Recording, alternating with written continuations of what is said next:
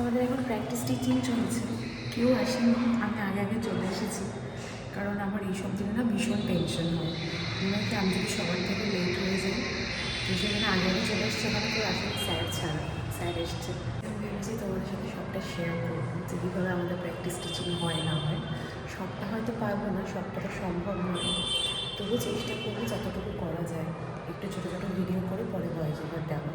কারণ এরকম ফাঁকা ক্লাস তো সবসময় পাবো না।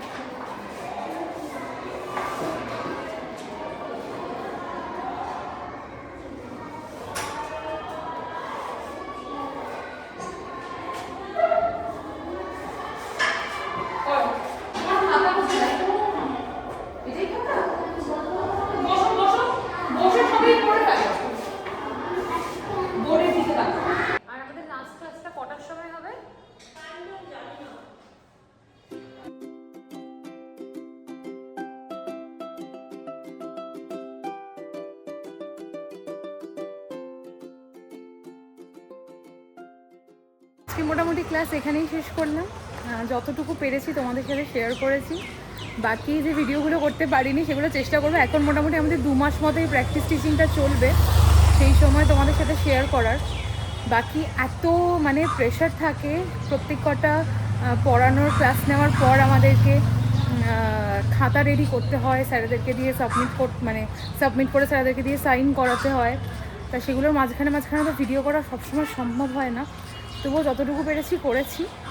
আর বাকি তোমরা এই কোর্সটার ব্যাপারে যারা যারা আমার থেকে জানতে চাও, আমি তোমাদের সবাইকে একটু একটু করে রিপ্লাই করার চেষ্টা করি, বাট একবারে তো এটা বলাটা সম্ভব নয়।